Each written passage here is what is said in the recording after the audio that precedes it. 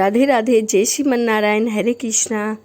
कैसे हैं आप लोग? आशा करती हूँ कि श्री हरि की कृपा आप सभी पर बनी रहे, आप सभी स्वस्थ हो, अच्छे हों। और इसी कामना के साथ आज हम सुनेंगे भक्ति का भ्रम और 3 साधु। तो चलिए ज़्यादा देरी न करते हुए कथा को शुरू करते हैं। पंडित जी रमाकांत शास्त्री चारों वेदों के ज्ञाता और ईश्वर के सच्चे आराधक थे। नियम से पूजा पाठ करना उनका स्वभाव था और मंदिर की साफ सफाई किया करते रहते थे। शहर में उनका बड़ा मान सम्मान था। दान दक्षिणा और भोजन की कभी भी कमी नहीं होती थी। बदले में वह हरि कथा, राम कथा, शास्त्र कथाओं का वाचक तथा धर्म का प्रचार करते थे। दूर दूर तक उनके यजमान और भक्त फैले हुए थे, इसीलिए वह एक शहर से दूसरे शहर तक यात्रा करते थे। कभी किसी धर्म से संबंधित तो कभी किसी सत्संग के लिए। इसी क्रम से एक दिन वो बस से सत्संग प्रवचन के लिए जा रहे थे। उनके 2 चेले शिवानंद और रामानंद हमेशा उनके साथ रहा करते थे। आज भी वो दोनों साथ में ही थे। तेज रफ्तार से चलती हुई बस जब एक सुनसान जगह से गुजर रही थी, तभी अचानक वह रुक गई। बस चालक ने कई प्रयत्न किए, परंतु वह बस टस से मस न हुई। यात्री काफ़ी परेशान हो रहे थे, घबराहट फैल रही थी। यह बस इस जंगल में ही आकर क्यों खराब हो गई? यह बहुत ही खतरनाक इलाका है। आए दिन यहाँ वारदातें होती रहती हैं। यात्रियों के साथ साथ दोनों चेले भी घबराए, किंतु पंडित रमाकांत शास्त्री जी सभी यात्रियों को समझाते हुए बोले, बस रुक गई है तो आप सब परेशान क्यों हो रहे हो? अभी चलना शुरू हो जाएगा। सब ईश्वर के हाथ में है, उसी की इच्छा है, इसीलिए बस रुक गई है। यह शरीर भी तो उसी का दिया हुआ है। जब तक सांसें चल रही है तब तक जीवन चल रहा है। जहाँ सांसें रुकी वहीं जीवन थम जाता है। चालक साहब, आप बस को ठीक करने का प्रयत्न करिए, तब तक हम लोग इस जगह सैर कर लेते हैं। उनके एक शिष्य ने कहा, महाराज समय बहुत अधिक हो चुका है, आपको भूख भी लगी होगी। इस जगह पर भोजन का कोई प्रबंध नहीं दिखाई दे रहा है। चिंता मत करो, इसमें भी ईश्वर की ही कोई इच्छा है। उसकी मर्जी के बगैर अन्न का एक दाना भी हमारे मुंह में नहीं जा सकता। उनकी इच्छा हुई तो भोजन हमें अवश्य मिलेगा। पंडित महाराज के मुंह से यह वचन सुनकर यात्री उनसे बेहद प्रभावित हुए और एक सज्जन यात्री बोल उठे, आप धन्य हैं महाराज जी, आप महान हैं। हम जैसे दुनियादारी में फंसे हुए लोग बेकार की चिंताओं में घिरे रहते हैं। आप जैसे महात्मा ही हमारा उद्धार कर सकते हैं। एक अन्य यात्री ने कहा, महाराज बस में बहुत गर्मी है, आप चाहें तो किसी पेड़ के नीचे विश्राम कर सकते हैं। जैसे ईश्वर की इच्छा वैसे हम विश्राम की जगह भ्रम करके ढूंढ लेंगे। पंडित जी महाराज और उनके चेले बस से उतर गए। पंडित जी के मुंह से हर समय ओम नमः शिवाय, ओम नमः शिवाय का जाप करते रहते थे। अभी भी ओम नमः शिवाय, ओम नमः शिवाय का जाप करते हुए बस से उतरकर टहलने लगे। दोनों शिष्य को भी भूख लगी थी, पर गुरुजी जैसे तपस्वी के सामने कुछ कह पाने की हिम्मत शिष्यों में नहीं थी। उधर पंडित जी उस रमणीक स्थान पर शांत और साफ नदी के हरे भरे जंगल और नदी पार दूर पहाड़ों को देखकर मोहित हुए। अपने चेलों से बोलो, देखो शिवानंद, देखो रामानंद, कितना सुंदर मनोरम दृश्य है। आनंद आ गया। प्राकृतिक भी हमारे ही जीवन का प्रतिरूप है। जिस प्रकार छोटी छोटी नदियां अपना अस्तित्व मिटाकर समुद्र में विलीन हो जाती है, उसी प्रकार हमारा भौतिक शरीर भी अपना अस्तित्व मिटाकर ईश्वर में विलीन हो जाता है। हम दोनों चेले भी अपने गुरु की स्तुति गाने लगे। आह, कितना सुंदर उपमा दी है महाराज ने। वाह, अच्छा महाराज, एक बात बताएं, क्या हमें भी कभी भगवान के दर्शन हो सकते हैं? पंडित जी ने कहा। एक बार फिर डिंक हाँकना शुरू की। लगता है बालक, तुमने भगवत गीता का ढंग से अध्ययन नहीं किया। भगवान श्री कृष्ण ने अर्जुन को अपना विराट रूप दिखाया था। उसमें हजारों सूर्य के समान प्रकाश था। मैं उसी रूप को हमेशा देखता रहता हूँ और मुझे तो क्षण प्रति क्षण भगवान के दर्शन होते रहते हैं। मुझे मेरे गुरु ने ईश्वर भक्ति का यही मार्ग सुझाया था और मैं हमेशा अपने गुरु का पालन करता हूँ। धन्य है मेरे गुरु जिन्होंने मेरा जीवन सफल कर दिया।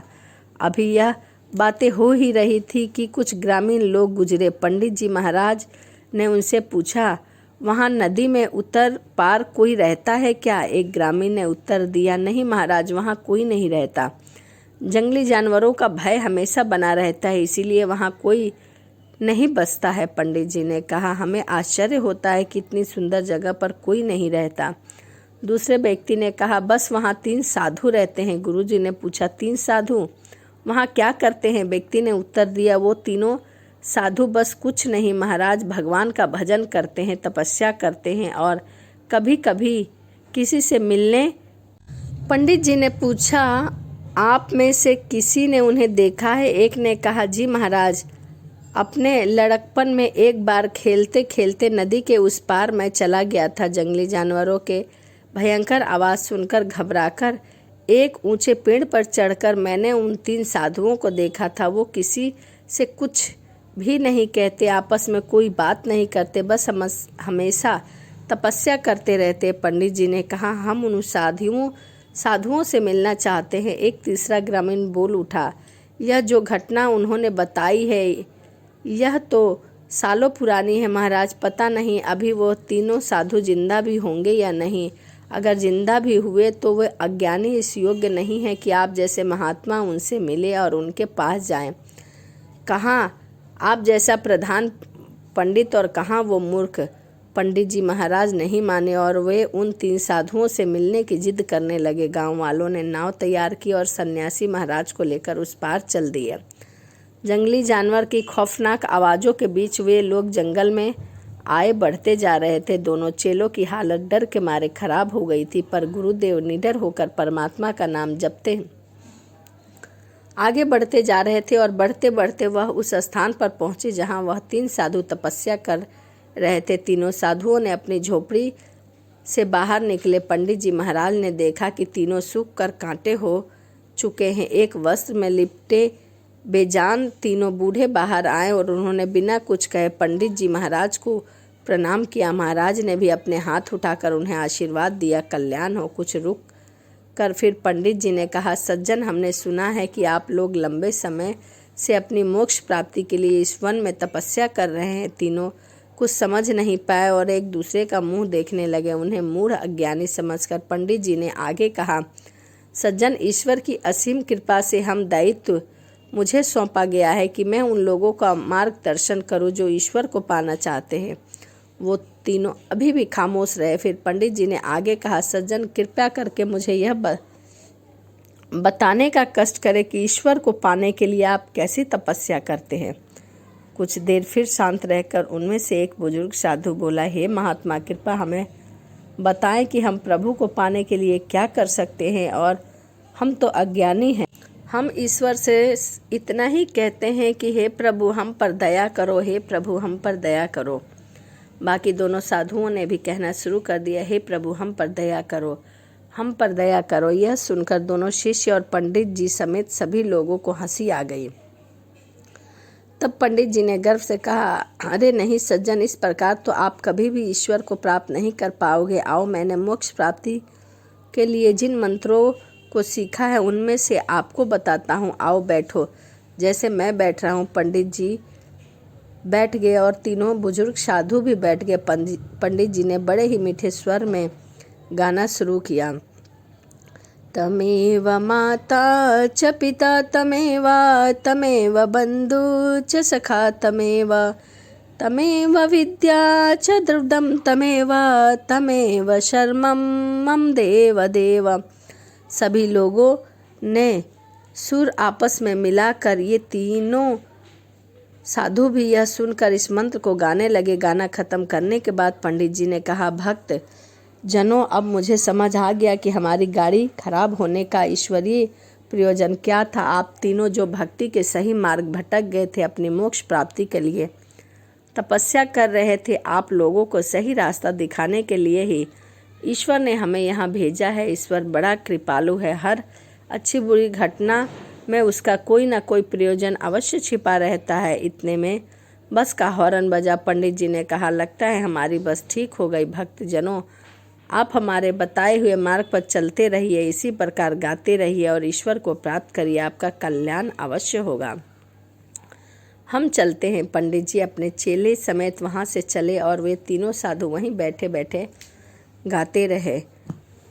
तमेव माता च पिता तमेव तमेव बंधु च सखा तमेव तमेव विद्या द्रविडम तमेव तमेव शर्मम मम देव देवा।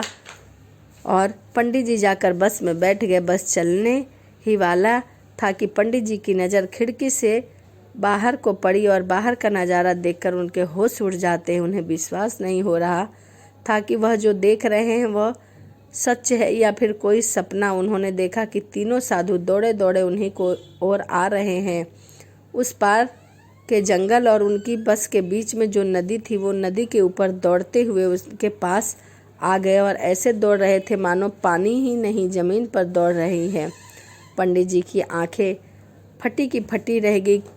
यह क्या हो रहा है? सब यात्रियों ने देखा तो सब लोग डर गए कि यह कोई भूत तो नहीं है जो पानी पर चल रहे हैं। पंडित जी महाराज तुरंत बस से उतरे। वे तीनों पंडित जी ने के पास पहुँचे और उन्होंने उन्हें दंडवत प्रणाम करके उनमें से एक कहता है, हमें क्षमा करें महात्मा, हम आपका दिया हुआ मंत्र भूल चुके हैं। कृपया वह मंत्र हमें फिर बताइए ताकि हम ईश्वर को पा सके। दूसरा बोला, हम महामूर्ख अज्ञानी हैं, जब तक आपका दिया हुआ मंत्र जपते हैं तब तक याद रहता है, जैसे ही रुक जाते हैं हम वह मंत्र भूल जाते हैं। तीसरा बोला, आपको ईश्वर ने हमारा कल्याण करने के लिए भेजा था, लेकिन हम मूर्ख आपका दिया हुआ मंत्र ही भूल गए। कृपया हमें वह प्रार्थना, वह मंत्र फिर से सिखाइए। पंडित जी की आंखें खुल गई और उन्हें समझ में आ गया कि इस बस के खराब होने का ईश्वरीय प्रयोजन दरअसल क्या है। द्रवित होकर पंडित जी बोले, नहीं पुण्य आत्माएं नहीं, आपको प्रार्थना सिखा पाना मेरे समर्थन के बाहर की बात है। हम तो केवल शब्दों, विधि और शास्त्रों में उलझे हुए तुच्छ प्राणी हैं। हम अहंकारी हैं और अपने अहंकार में फंसे हुए सच्चे भक्त तो आप हैं। आपको आपकी प्रार्थना ने ही ईश्वर तक पहुंचा दिया है। हे महात्मा, हे पुण्य आत्मा, अपनी प्रार्थना में ईश्वर से हमारे लिए भी कुछ प्रार्थना करिए कि हमें सद्बुद्धि दे और भक्ति का सच्चा मार्ग दिखाएं। मैं आप तीनों को प्रणाम करता हूँ। सभी ने एक दूसरे को सिर झुकाकर प्रणाम किया। हे दयालु, हम पर दया करे। हे दीन दयाल, हम पर दया करे, हम पर दया करे। ऐसा कहते हुए वो तीनों वहाँ से चले गए और पंडित रमाकांत शास्त्री जी भी अपनी बस में बैठकर अपने सत्संग की ओर चले गए। तो यह भक्ति का भ्रम कहानी थी। आपको वीडियो कैसी लगी कमेंट ज़रूर करिएगा। तो चलिए इसी के साथ मिलते हैं अगली वीडियो में।